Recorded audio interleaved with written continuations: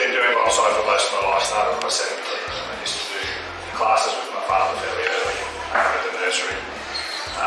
So I learned a lot of the techniques and things about, and the artistic principles about bonsai. I didn't understand too many of them early, of course, because you've got to get your practice and all that sort of stuff.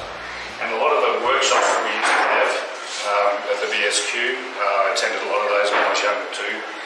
And Literati was one of those things that kind of was almost like a leftover style.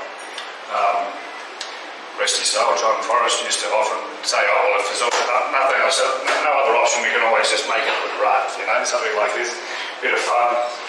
But it struck a chord with me that, like, why? Why is it just, if nothing else works, why can we just make it this? So I wanted to find out a little bit more about it. Fortunately, my father had some books on Literati paintings and stuff like that, because he's been into Asian history and culture for a while himself anyway. So I was able to see some of the paintings and stuff and form some ideas and study a bit more. And then various articles started to come out through magazines and things like that started to give a bit more, and I was just absorbing as much of that as possible. Then here is an article that I found way back in 1997 in Bill Valavanis's book, International Bonsai. But this article, I've had it since in this book.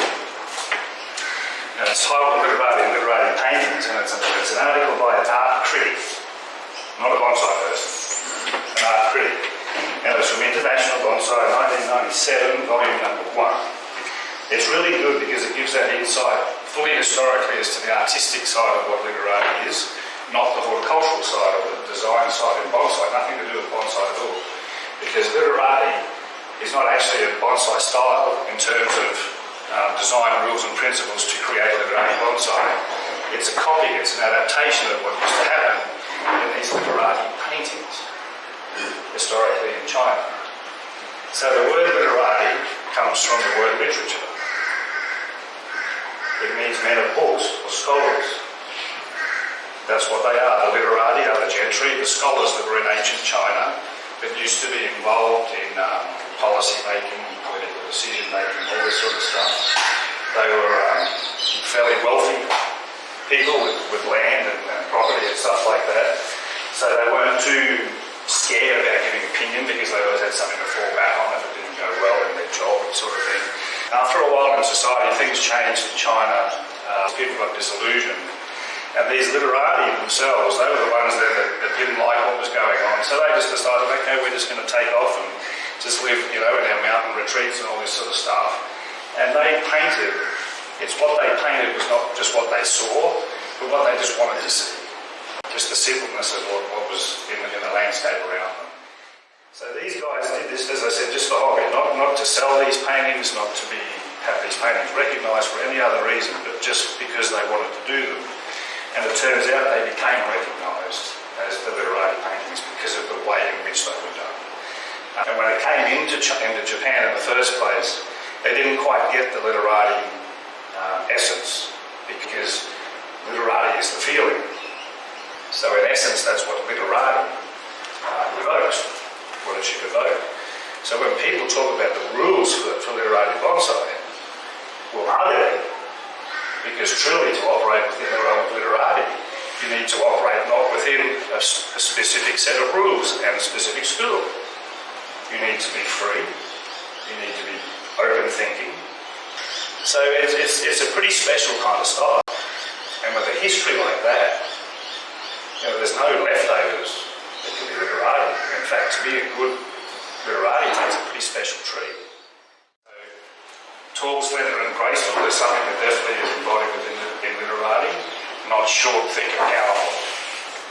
That's not something you would normally see.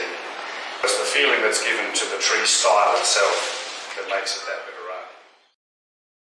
The things that I do like about it definitely are the fact that this tree had a beautiful corrective bend at the top, this nice strong bend here. That's a fairly focal point of that main tree because the meander for the rest of the tree is fairly simple there. It's fairly simple up through its lines. It does move forward and back as well as left to right just a little bit, so it has that little bit of depth of movement to the main tree, but not a lot of strength and character apart from this beautiful bend at the top. So the simple These were pretty floppy. I did wire these and shape a little bit to this originally, put some extra bends in through these, and in positioning this one, had to follow the same line, but come away and bend away at the top a little bit, just so that it exposes itself at the head, sort of peeking around behind the main tree, so that you can still see it. It doesn't want to hide. And this is the little bubba that came along afterwards, and he's just been fighting for a bit of sun to get out from beneath the parent shadow out here and see what happens. Often they talk about in Literati that there's no branching in the lower 2/3. It's always a tree, a style that has the branching in the upper third or upper half. There's no real rule on that at all. It just needs to be sparse and open, right? It just can't be bushy. If it has a low branch, it can't continue to have branches all the way up and be classed as a Literati. The branches are very much all over the place. You see the foliage moves in all different directions. There's nothing that sort of matches up with those, so the trick is to try and get the wire on with the branches in. And Chipaku or Sergeant Juniper, more often than not, tends to grow on all 4 sides. You see it has branching all the way around it. That's what gives it, always looks like it's got pom-poms, because they're all from all sides like this. Whereas some trees grow on only 3 sides, some only grow on 2 sides. Some just grow lateral, some grow 2 this way, 2 that way, 2 this way, 2 that way. But Sergeant juniper, this variety, these Chinese junipers, tend to grow from all 4 sides. So it's pretty simple when you are cleaning them to just identify the weakest side and remove that foliage, and then just turn the branch around to display that foliage a little bit further up. Looking at this particular branch here, you can see it's got the foliage still hanging down on all sides, but the bushiest part is the upper part here. So if I can clean through that, I'll look at my branching.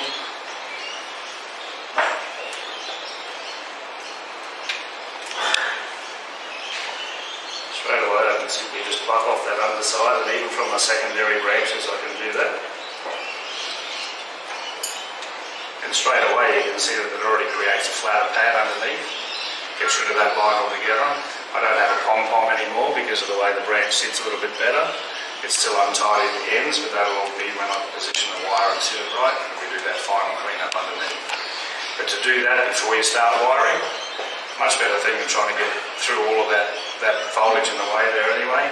And then also along here I've got some reasonable size secondary branches starting to appear off here that are starting to get some bark on them already. It's not a branch until it gets bark on it as far as I'm concerned, so I don't really want to prune the tips of those, but I can pluck out the stuff on the inside here.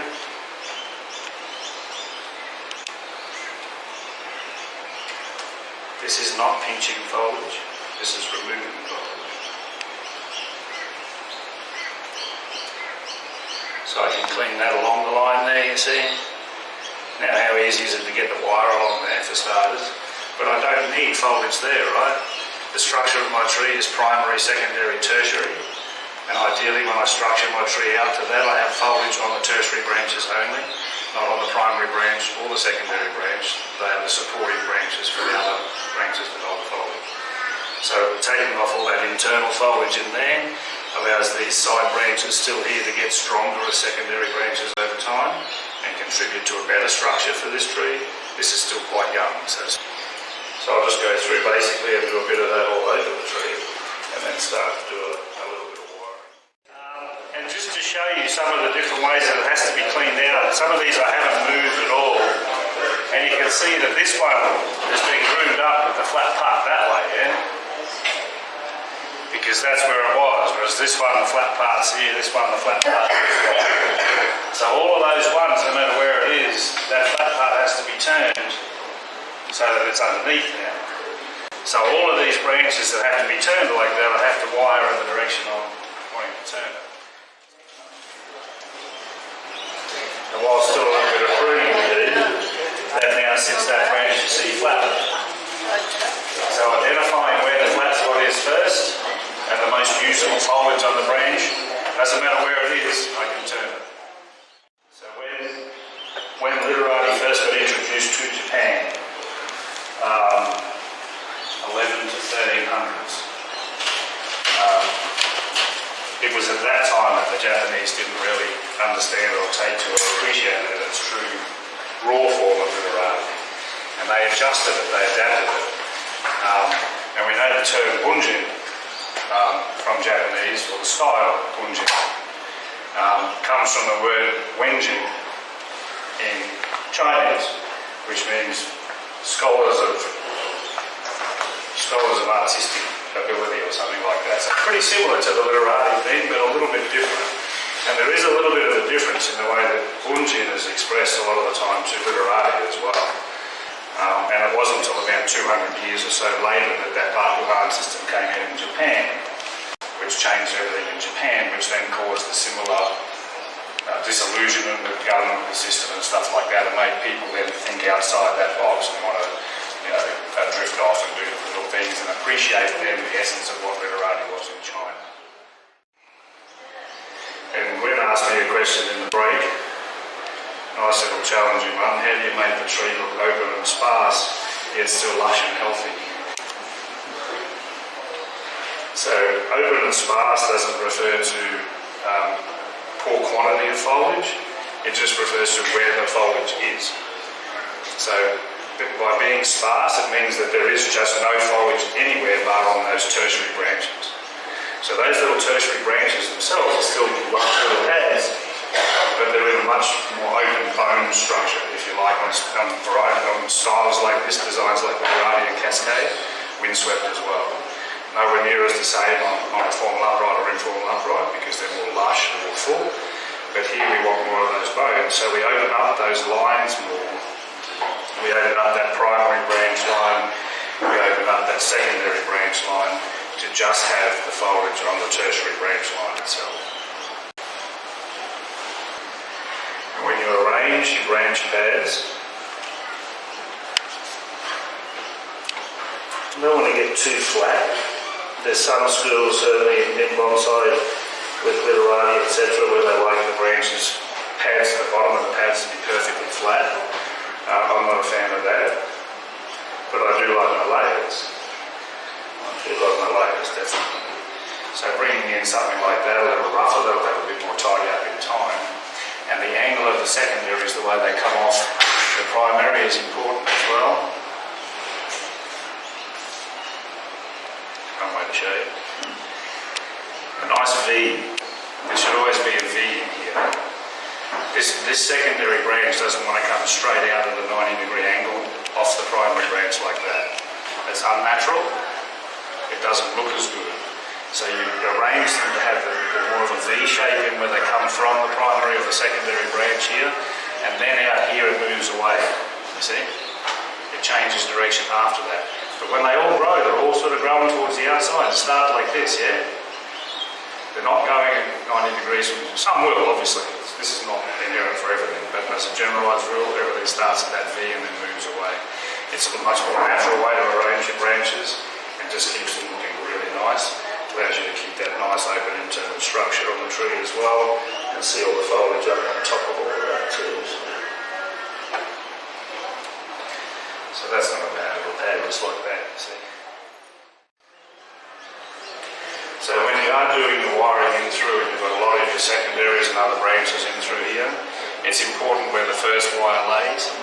I've got to have enough coils between the branches on this first wire to make sure I've got access to come through with my next wire.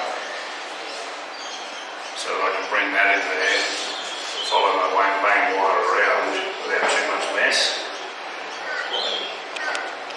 and come around onto another branch, nice and easy.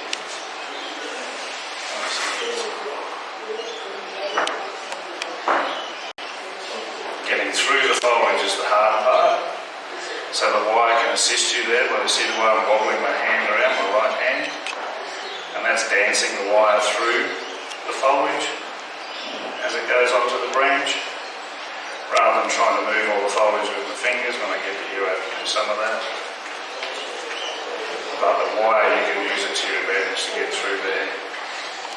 The Japanese junipers, in terms of squamata that we use most of, the Kamitana, they're a bit easier to wire because they are more uniform, and that bud is stronger. It's not a weak little bud that just flops all over the place, whereas this one does this. So it is a bit more difficult to wire this particular species than it is the Japanese one. but perseverance. And just wheeling that wire a little bit through there is what makes the biggest difference. See, these little branches have no structure at all yet. And this is the biggest problem people make, especially with Shimpaka or Sergeant Juniper, is that we're happy to just make that bushy. We're happy that this has got a little bit of foliage on it, and I can make a little hat out of that, and it looks good, and then I can pinch that and keep that control and all that, keep this tiny little pattern, but it doesn't develop the tree at all. It just creates these small green pom-poms again, just on three sides, so they're not as round a pom-pom, but they're just clusters, they're not actual branch structure. So from this point, good work, Tone. From this point, you see that this is the one I cleaned out before. The secondaries are not strong enough to even wire or set or anything yet. But people prune this because it's got extension on it. You see, it's going to be untidy. So they come through and cut or pinch that piece off, and then it stops that branch actually developing into a branch. Because this is my primary line, this is my secondary branch, but it's not really much of a branch yet. You see, it's still green along the branch itself. It hasn't got bark on it yet. It's not strong enough yet. Anything could happen to that. A bird could knock it off yet. So I need to still let the tips of these grow so that these actually turn into branches with a little bit of bark on them. Like these ones up here. The secondary branches are their own branches, and they hold this little clumpy stuff on the outside of them now. So resist the temptation to just pinch or cut or whatever from this point and just keep this bushy, because it's not developed yet. You haven't built or grown the frame yet that it needs. It needs a primary, a secondary, and tertiary. That's what it needs down the track. So that's what we grow it towards. The more we let it grow like that and we don't cut it, the quicker those results come. Yeah? If I'm going to be pinching this all the time and cutting this back, it's not going to grow, it's not going to develop. I'll just have a pom-pom. And I still have to grow that 2 years down the track. So grow it now. 2 years down the track, wow, you will be rewarded by beautiful structured branches with proper pads, proper layers, proper structure to it. So let your tree grow, let it develop. Now that's the same with any tree too, right? That's the same with any tree. That's like the same with a lot of the biggest mistake made with ficus is pruning for leaf size. Pruning for leaf size, not structure. Pruning for leaf size, not growing for structure. Forget the leaf size. Leaf doesn't matter. Not yet. Not yet. It doesn't matter yet. It doesn't matter yet about the leaf size until I've got the structure to get out to it. Does that make sense? And then as you're growing the tree, as it gets more and more branches, the leaf size is naturally reducing anyway by the pruning techniques that we employ to get more branches. And as the tree grows more and more branches, it can't have those leaves so big anymore anyway. So it naturally reduces its leaf size. So it's happening the whole time by the process that we put in place to grow the tree anyway. And then when I've got the structure, I focus on leaf size, happens in a year, happens straight away. I defoliate, I regrow, I prune, leaf size. Perfect. Perfect. Because I've got structure. Make sense? Yes. So we're all in a bit too much of a hurry sometimes. Makes sense, right? Life is short. It definitely makes sense. But a little bit of time spent growing trees and getting that structure is actually time saved. Same as developing a good canopy, a good apex to the tree. Everybody's fixated on the top of the tree being bushy, so you prune it all the time. You're always cutting it to keep bushy and all that sort of stuff, and you end up with a nice little pom-pom on the top. It's just this little ball of foliage because none of the branches have grown long enough to give me any shape. You just cut, two. If I grow it, cut it back, I get 4 or 5. If I tip, I get 2 every time I tip. That's it. Grow it, cut it, 4 or 5. Easy.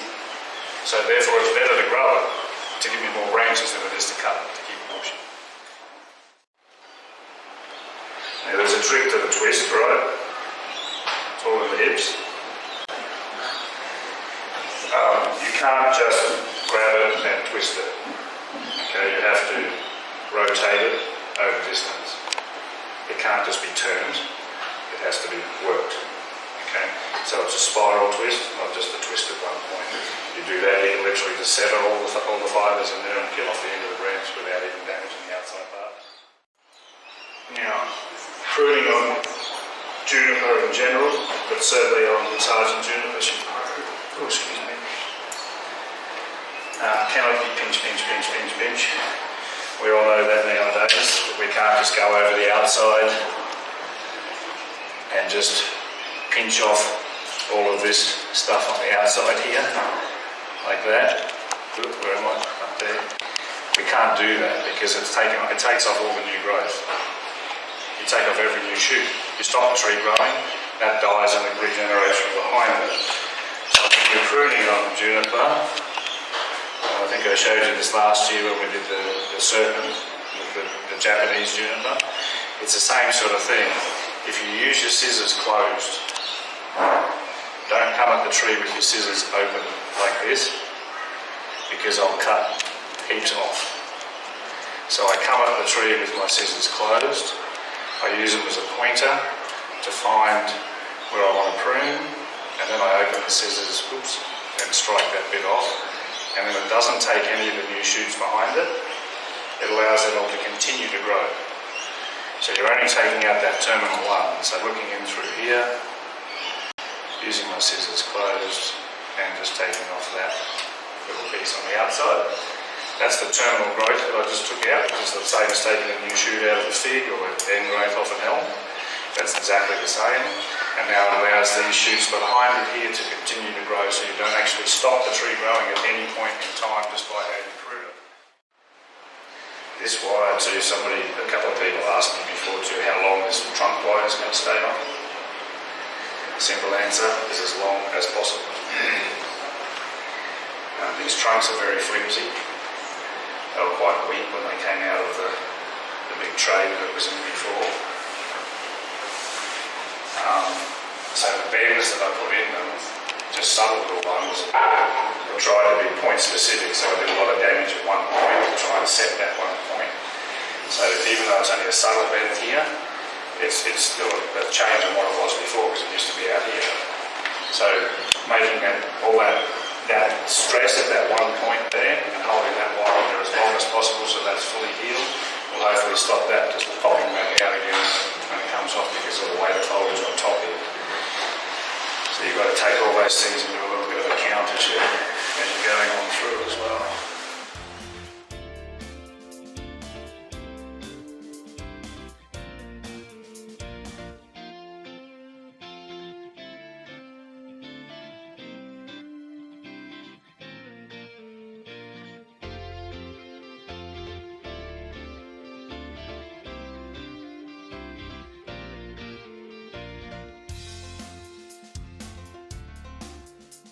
So that main wire I've had to put on this branch up past where the fork is here, because then I want to wire this branch to the end of this branch. So I need at least 2 of those coils there, if possible, to go past this first branch. And make sure that this thinner wire overlaps the 2 coils of the thicker wire. That's essential wiring technique across all trees. Make sure that the wires are able to connect to each other. So it allows me to use the left piece for the branch and come up here and follow that up into the tree. Come down there at the base.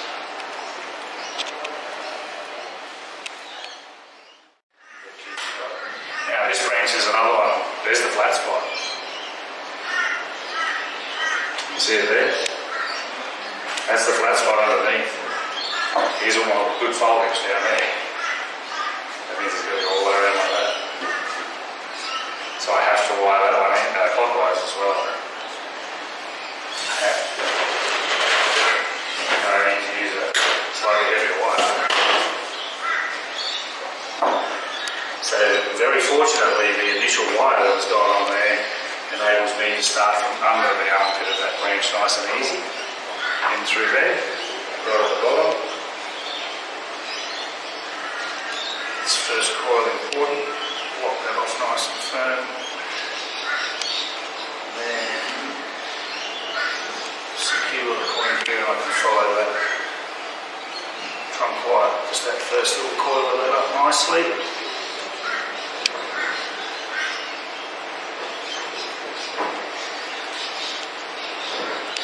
The trick to keeping copper firm, in aluminium, we usually set the tension. We have a leading hand and a guiding hand. This one leads the coil, this one guides the tension and the spacing. But in copper, this one guides the tension. This one, the hand in here is guiding the spacing and getting it between the branches. But copper is very stiff, and the thicker you go, you can't generally physically just push it up with your fingers. So in doing that, it's a combination of pulling a little bit on that one, pulling that around, just doing it even in half coil increments or whatever you need to just make sure that I'm able to keep firmness to that coil and work my way up. So this hand here is working a lot more with a pulling action in copper than it ever will in aluminium. You don't need that pulling action in aluminium unless it may be 6 mil aluminium. But you don't need that pulling action for aluminium you do in copper.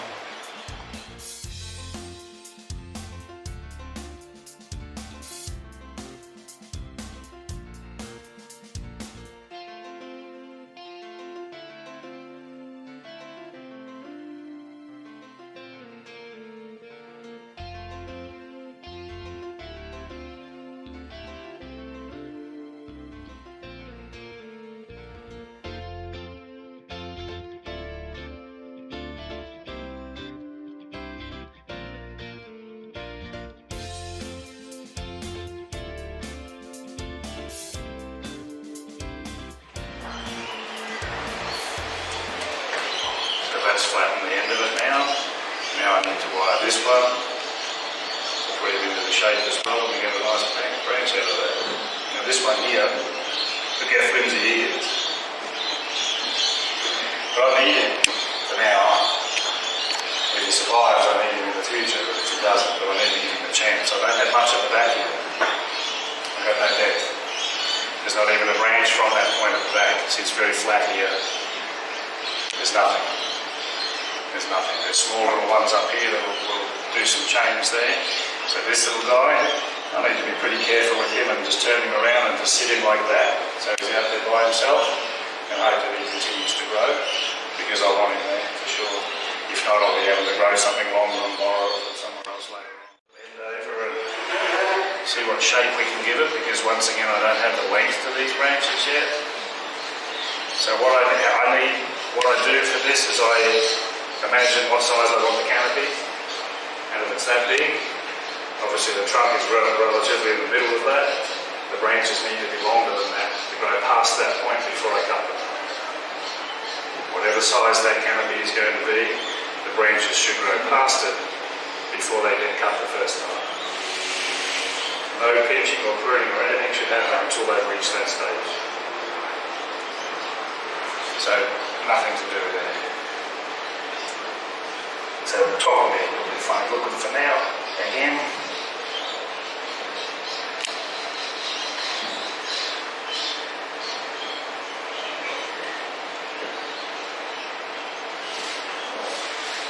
And I still want a nice broadish canopy to this. I do it, but just because it's Literati doesn't mean I want that any smaller or any less developed. I still want a good mature shape to that, a nice big rounded umbrella type top on there. But it'll be a little bit more controlled obviously, not so lush and full. A little bit more open on the insides perhaps as well. See some structure.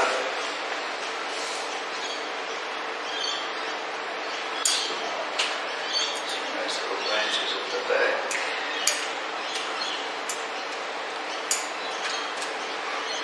So here, temptation is to cut that because it's out of shape, so I'll just put a little bit of wire on it and change its position.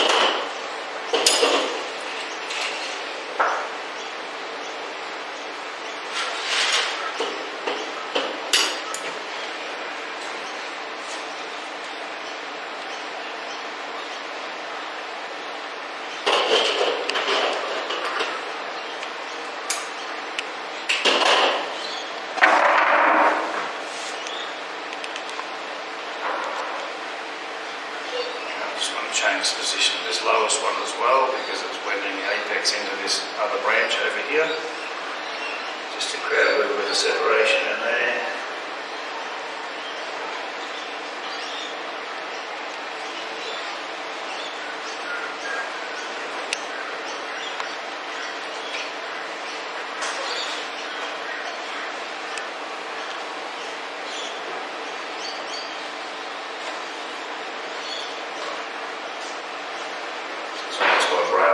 See what's on the inside.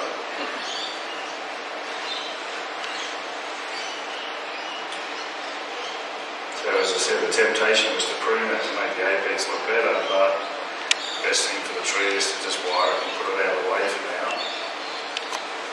And we can use it properly later on. So by out of the way, I just make it sticking up in the air like this, that's all.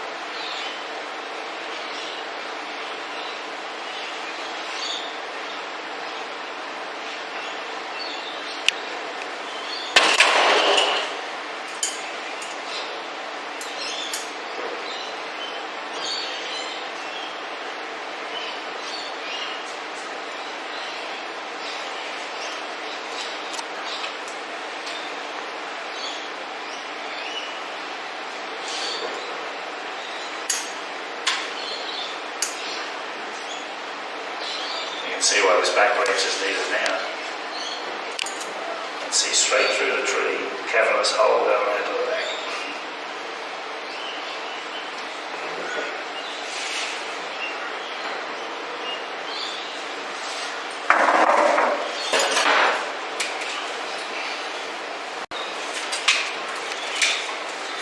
So the front for this one at the moment is the flat part of the pot.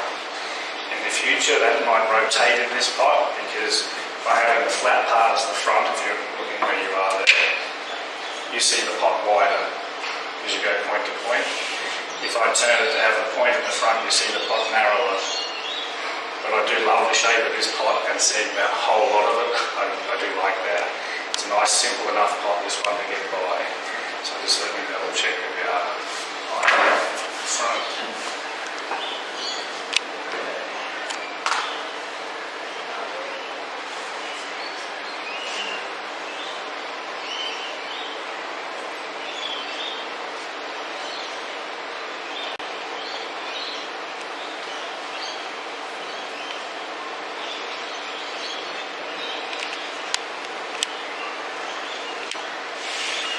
To hide any of this, so keep that visible over there.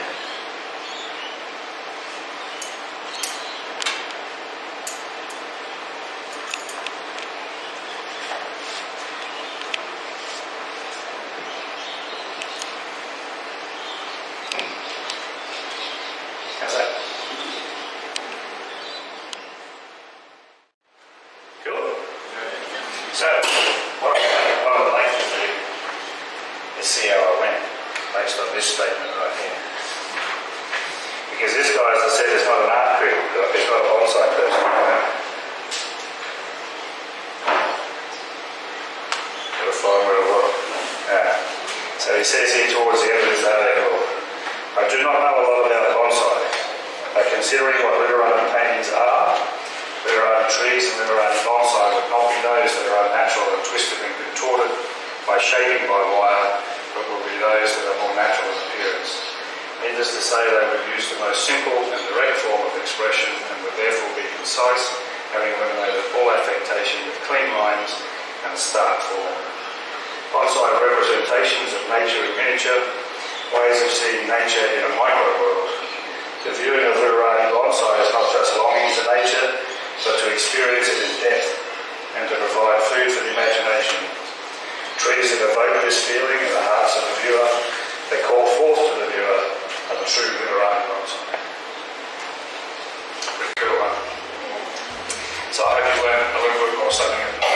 literature about literati and how in-depth it actually is, and that you find the right tree to create what you see